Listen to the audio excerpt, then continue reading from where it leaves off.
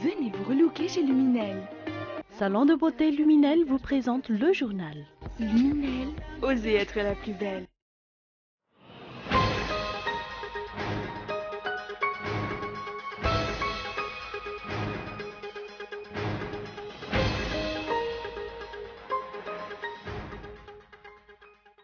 « 24 personnes sont jugées par le tribunal de première instance de Tullillard pour leur implication dans un trafic de bois de rose, un trafic démantelé en décembre 2015 par le Bianco. Un exercice de simulation d'attentat crée la panique à l'aéroport d'Ivat ce matin. Les commerçants se sont empressés de fermer boutique. La Russie et les États-Unis de nouveau opposés à propos de la guerre en Syrie. Washington tient Moscou pour responsable du bombardement d'un convoi humanitaire près d'Alep.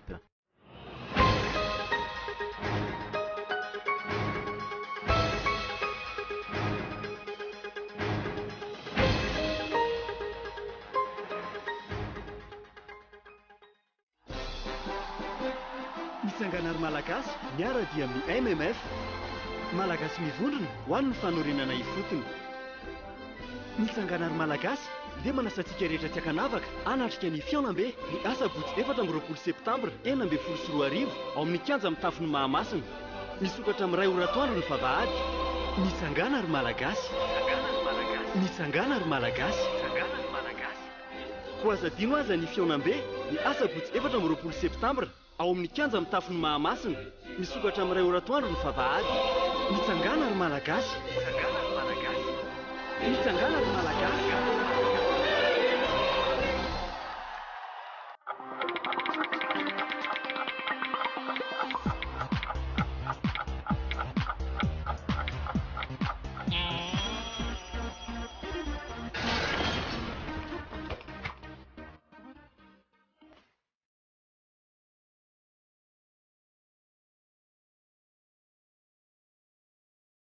Venez vous relooker chez Luminel. Luminel, coiffure tendance, extension cheveux, coloration, lissage brésilien, maquillage, extension cils. Pédicure, manucure, onglerie. Luminel Béorisque vers escalier 4 foot. L'Avant Center, 4e étage, box 418. Luminel, osez être la plus belle.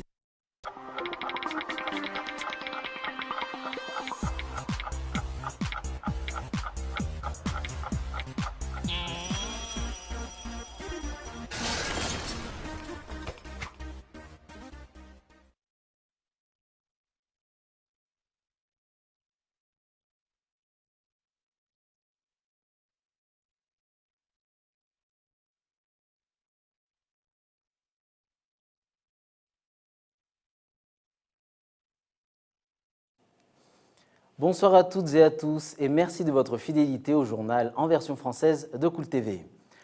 À la une de l'actualité ce jour, les organisations de la société civile réclament la refonte de la liste électorale et l'élaboration d'un code électoral unique et inchangeable. Elles exigent également que la transparence soit de mise quant au financement des campagnes électorales. C'était aujourd'hui lors de l'atelier de consultation organisé par le PNUD en vue de la révision du cadre légal des élections. C'est le reportage de Zoura Koutenjin. La liste électorale et le code électoral ont fait généralement l'objet de contestations lors des précédentes élections à Madagascar. Concernant le code électoral, le KMF CNOE pense que les articles du dit code ne devraient plus être modifiables par des décrets ou des arrêtés. Ainsi, le Comité national d'observation des élections opte pour un code inchangeable. La liste électorale est, elle aussi, très critiquée. Des problèmes comme l'existence de doublons ou des personnes décédées figurant toujours sur la liste sont fréquemment soulevés. Afin justement de réviser le cadre légal des élections, le PNUD organise des séries de consultations. Des consultations qui permettront, entre autres, d'élaborer une nouvelle liste électorale reconnue par tous. Aujourd'hui, c'étaient les organisations de la société civile qui ont émis leurs constats, leurs critiques et leurs recommandations. Merci beaucoup. Nous, comme le PNUD, nous sommes là pour appuyer la commission indépendante pour les élections de Madagascar pour réviser les textes légaux qui sont liés aux élections. Et comme Monsieur le Président l'a dit tout à l'heure, et moi dans mon discours de tout à l'heure d'ouverture de l'atelier, presque toutes les missions d'observation qui étaient là pour les dernières élections, ils ont eu parmi leurs recommandations les révisions des textes légaux liés aux élections. Et c'est pour ça que la commission est en train de consulter tous les parties prenantes. Nous avons commencé aujourd'hui avec la société civile, mais il y aura les partis politiques, il y aura aussi le gouvernement, les départements liés aux élections qui sont concernés, qui vont être consultés. Outre la liste électorale et le code électoral, les débats étaient également axés sur le financement des campagnes électorales. Rappelons que le PNUD a alloué une enveloppe de 772 000 $ à la CENI pour l'organisation des élections. Outre l'appui technique pour la révision du cadre légal, ce budget doit être affecté à l'amélioration de la communication ainsi qu'à la stratégie de sensibilisation des électeurs. Sur le plan économie, 24 personnes sont jugées par le tribunal de première instance de Tuléar pour leur implication dans un trafic de bois de rose. Un trafic démantelé en décembre 2015 par le Bianco qui espère que ce dossier fera l'objet d'un traitement juste et impartial par les magistrats. Rappelons que les suspects avaient prévu d'exporter 12 conteneurs de bois précieux avec la complicité de plusieurs hauts responsables locaux. Les détails avec Muramanch. L'affaire des bois de rose saisis à Tuléar en décembre 2015 est actuellement entre les mains du tribunal de première instance de cette localité. Une vingtaine de personnes, dont un inspecteur des douanes, un officier supérieur de la gendarmerie, des responsables auprès du ministère de l'Environnement et des Forêts, plusieurs transporteurs et des opérateurs économiques, dont un d'origine asiatique, ont été inculpés dans ce grand trafic et ont été enquêtés par le Bianco. Les attributions du Bianco étant limitées, il appartient au tribunal de trancher sur cette affaire. Les bois saisis seraient actuellement sous la surveillance du comité interministériel en charge de leur surveillance et de leur suivi auprès de la primature. 12 conteneurs de bois ont été saisis et cette cargaison est toujours à Tuléar actuellement. Le Bianco a effectué des séries d'investigations. Cette cargaison est partie de Murumbav avant de rejoindre Tuléar. L'affaire est aujourd'hui entre les mains du tribunal et on attend la suite. Les personnes inculpées dans ce trafic de bois sont poursuivies pour abus de fonction, faux et usage de faux et infractions forestières. Le Bianco espère que ce dossier fera l'objet d'un traitement juste et impartial par les magistrats de Tuléar. En effet, l'opinion s'attend à ce que toutes les personnes impliquées dans les affaires de trafic soient enfin mises sous les verrous. Passons à un tout autre sujet. Un exercice de simulation d'attentat crée la panique à l'aéroport d'Ivat ce matin. Un mouvement de panique résultant d'une explosion qui avait retenti dans l'enceinte de l'aéroport. Les commerçants se sont empressés de fermer boutique. Suivons le reportage de Oun Nassain. Panique ce matin à l'aéroport d'Ivat et ses environs. Plusieurs personnes se sont soudainement mises à courir, cherchant à quitter l'enceinte de l'aéroport après avoir entendu une explosion. En voyant toute cette agitation, les commerçants ont rapidement fermé boutique.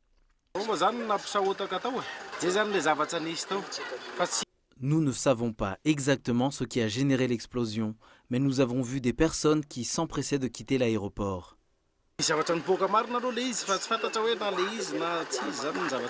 Mais toutes les personnes qui se trouvaient dans l'enceinte de l'aéroport n'avaient rien à craindre car l'explosion en question faisait partie des exercices de simulation menés conjointement par l'aviation civile de Madagascar, ASECNA, la gendarmerie nationale, la police de l'air et les frontières et l'armée.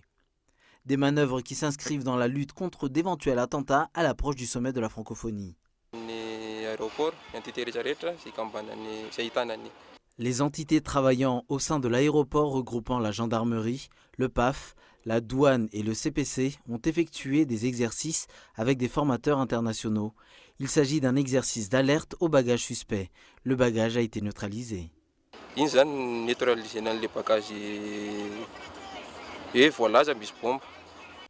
Les habitants déplorent qu'il n'ait pas été informé à l'avance quant à la tenue de ces exercices.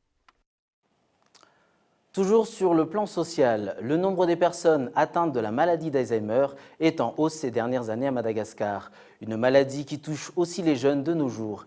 Il s'agit d'une dégénérescence des cellules nerveuses qui se manifeste par une perte de mémoire. La célébration de la Journée mondiale contre la maladie d'Alzheimer s'est tenue ce jour à la JRA.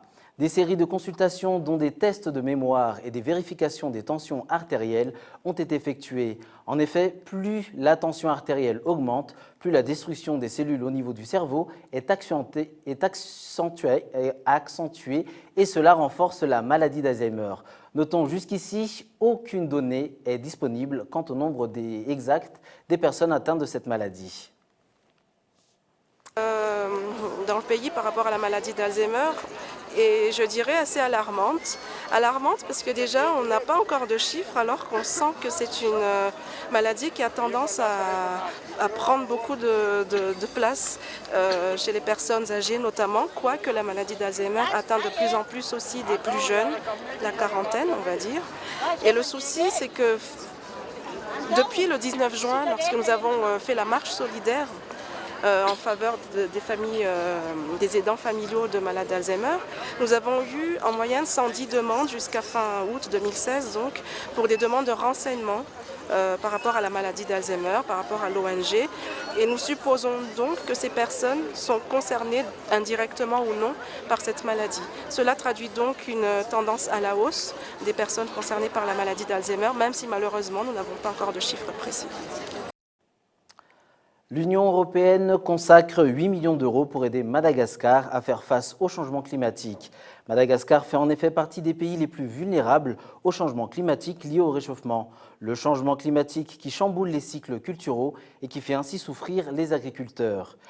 En outre, en raison de ce bouleversement, les cyclones deviennent plus fréquents et plus violents. C'est justement pour améliorer la capacité d'adaptation de Madagascar à ce changement que ce fonds a été alloué au programme que l'Union européenne met en œuvre avec l'appui de la GIZ. Explication.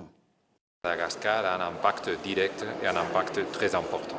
Madagascar se trouve parmi les pays qui contribuent le moins à l'émission de gaz à l'atmosphère pour le changement climatique, mais par contre est l'un des pays qui souffre le plus les conséquences du changement climatique. Pourquoi? Pour une question de vulnérabilité, une question de fragilité des structures du pays, une question de l'énorme richesse et de biodiversité de Madagascar. On a vu maintenant avec les conséquences du phénomène El Niño, des sécheresses, suivi des inondations. Alors tout un grand défi pour Madagascar. Je tiens aussi à souligner que Madagascar a besoin de rassembler tous les efforts possibles pour s'adapter, pour lutter contre les conséquences du changement climatique, mais que la communauté internationale doit aussi contribuer. De ce point de vue, l'Union européenne va continuer à aider et à s'adapter à Madagascar. À l'international, en Syrie, le cessez-le-feu n'est plus qu'un lointain souvenir. L'Observatoire syrien des droits de l'homme annonce que la ville d'Alep a été visée dans la nuit de mardi à mercredi par des dizaines de frappes aériennes du régime syrien et de son allié russe. La Russie pointée du doigt par les États-Unis, Washington accuse ouvertement Moscou d'être responsable du bombardement mardi d'un convoi humanitaire qui a tué au moins 20 personnes près d'Alep. Suivons le reportage de France 24. Par qui ce convoi d'aide humanitaire a-t-il été bombardé lundi dans la province d'Alep? Le ton est encore monté d'un cran mardi soir entre les Américains et les Russes. En tout état de cause, nous tenons le gouvernement russe pour responsable des frappes aériennes dans cette zone. Selon un autre officiel américain s'exprimant sous couvert d'anonymat, 2 avions russes se trouvaient dans la zone au moment du bombardement. Moscou rejette toute responsabilité et estime que la destruction des poids lourds a coïncidé avec une offensive des rebelles vers Alep. Le ministère de la Défense a dévoilé une vidéo prise par un drone. On y voit un véhicule avec une remorque doublant un convoi de camions. Les Russes affirment que ce véhicule est un pick-up appartenant aux rebelles avec un mortier à l'arrière en train de remonter la file de camions de l'ONU et du Croissant Rouge. En attendant, les Nations Unies ont suspendu tous leurs convois humanitaires en Syrie. La livraison d'aide venait à peine de débuter. Et sur le terrain, les combats ont repris, notamment à Alep et à Homs. L'Observatoire syrien des droits de l'homme fait état de dizaines de civils tués depuis lundi. On continue avec les États-Unis. Des émeutes ont éclaté à Charlotte, en Caroline du Nord. Après la mort d'un homme noir abattu par des forces de l'ordre, une dizaine de policiers a été blessé. Sur les images de France 24. Vendredi dernier en Oklahoma, la police contrôle un homme noir sur une route. Il a les bras levés. Plusieurs policiers s'approchent. Finalement, ils sont 4 en tout. Quelques instants plus tard, l'homme s'écroule au sol. La même scène, filmée depuis l'hélicoptère de la police. On voit clairement l'homme avancer les bras levés. Il ne montre aucun signe d'agressivité. Et dans l'hélicoptère, un des policiers dit « Il a vraiment l'air d'un sale type ». Quelques instants plus tard, l'homme s'écroule. Il avait 40 ans, il s'appelait Terence Crutcher. L'officier qui lui a tiré dessus est une femme en poste depuis 5 ans. Pour sa défense, elle a dit qu'elle pensait qu'il voulait prendre une arme dans la voiture. Pour la famille et son avocat, c'est clairement une bavure. La fenêtre était fermée, alors comment pouvait-il prendre quelque chose dans la voiture alors que la vitre était remontée? La police a immédiatement communiqué toutes les images et le shérif a promis toute la vérité. Je dois vous dire que le suspect n'était pas armé et qu'il n'y avait pas d'arme dans la voiture. La sœur de la victime, elle, réclame justice. Ce sale type, comme l'a dit un policier, était mon frère jumeau. Ce sale type était un père et ce sale type était un fils aimé de tous. La famille a ensuite appelé à des manifestations pacifiques. Avant de se quitter, je vous rappelle l'essentiel de l'actualité. 24 personnes sont jugées par le tribunal de première instance de Tulliard pour leur implication dans un trafic de bois de rose. Un trafic démantelé en décembre 2015 par le Bianco qui espère que ce dossier fera l'objet d'un traitement juste et impartial par les magistrats. Les organisations de la société civile réclament la refonte de la liste électorale et l'élaboration d'un code électoral unique et inchangeable. Elles exigent également que la transparence soit de mise quant au financement des campagnes électorales. Un exercice de simulation d'attentat crée la panique à l'aéroport d'Ivat ce matin. Les commerçants se sont empressés de fermer boutique.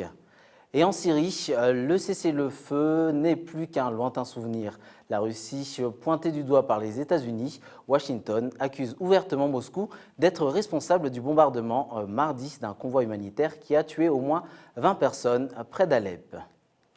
Voilà, c'est la fin de cette édition. Notre prochain rendez-vous, c'est demain à 20h45. Bonne suite de programme sur Cool TV. Au revoir.